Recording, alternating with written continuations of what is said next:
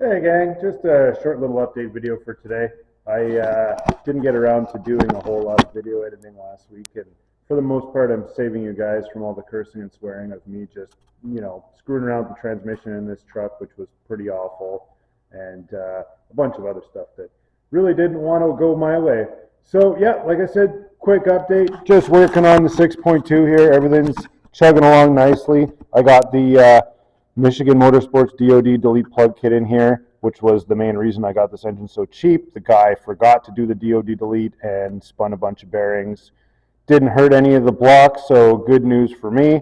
Working on the aluminum 6.0 here, just all his parts up on the counter there. Working on the aluminum 5.3, that's under there, it's nice and safe. And just chugging along with this truck. I got the transmission in, like I said, it was pretty awful. Didn't need any modifications to fit in there. I basically stuffed it in, the cross member fit, everything seemed to work nicely. Really happy about that. Didn't have to do any real modifications in the cab. Once I got the cross member up into place, the shifter just seemed to be at an excellent location. Everybody's real happy about it. I didn't have to make a super huge hole in the floor. The stock hole just needed to be opened up a touch bigger, and that's it, that's all. As for the next video I'm going to post, I might ask for some help from you guys, anybody that watches or tunes in on the videos. Looking for a really tacky belt. Right now, I just changed the belt yesterday just for fun because I put a new tune in the car. I put bigger injectors in. I put 88-pound injectors, and I turned up the pressure because the injectors I put in apparently are high impedance, and I could turn up the pressure. So bumped up the pressure to 60 psi, which makes them a 120-pound injector apparently, which is, best bang for your buck. Can't go wrong with that. But anyways, threw a new tune in the car, and I really wanted to get a different belt. The way my belt is set up was these LT4 superchargers have two different snouts, a short snout and a long snout. The long snout was too long, and I wouldn't be able to have any kind of accessory drive kit for it. And then the short snout is almost too short. The car LS accessories wouldn't fit because they're too receded in. So this is the truck accessory, and then I had to bump out the pulley a little bit. I just got an aftermarket pulley for the supercharger. But anyways, aside from that, it's one belt that runs everything. It's a 104.4-inch belt. They're kind of hard to come by.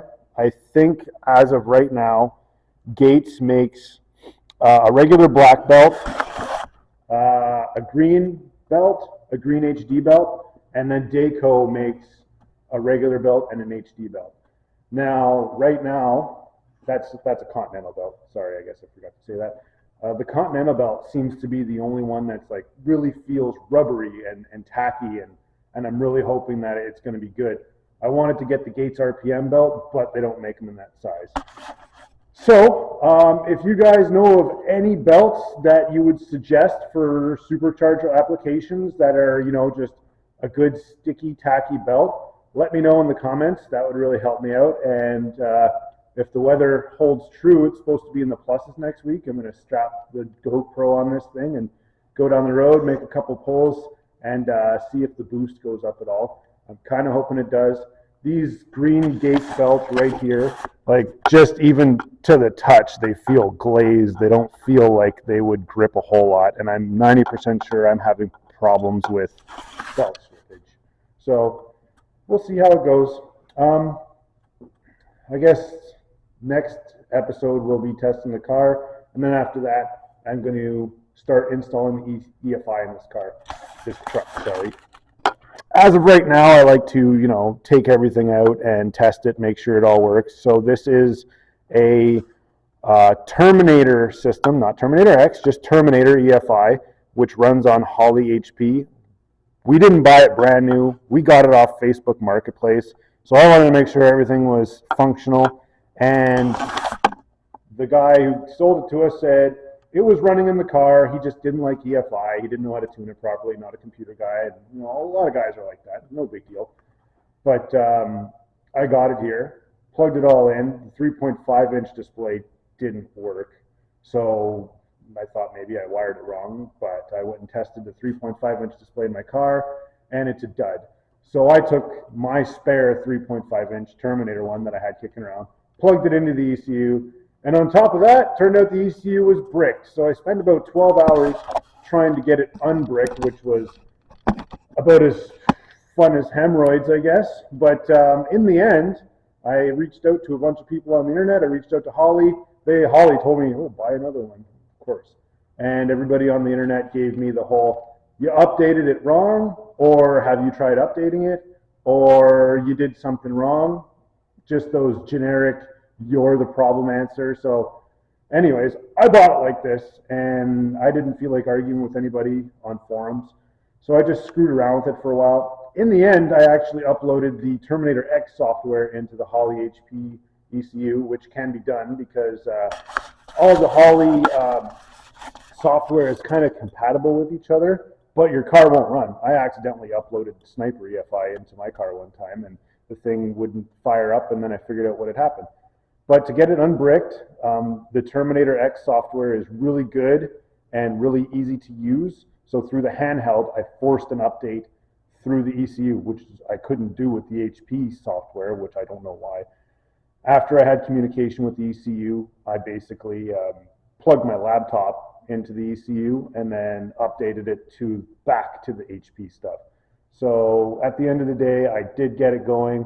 And if you guys have any info, if you want any info for that, you want me to make a video on how I did that, not a problem. Just leave it in the comments and I would be glad to share. Anyways, gonna get that all strapped in there. And everything's coming along here nicely in the garage. Got pretty much all my stuff here. And I bought a little TIG welder the other day called Art Captain off of Amazon.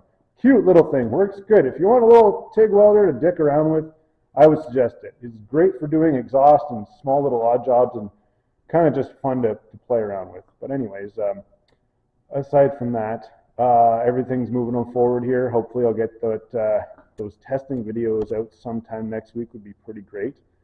And I guess that's about it for now. Try and keep it short and sweet. And like I said, I'm sorry I don't have any actual videos of me wrenching, and it's just update videos, but it is pretty terrible, I'm not going to lie. So anyways, thanks for tuning in. Leave comments down below if you have any questions. I'd be more than happy to help you guys out, and have a great weekend.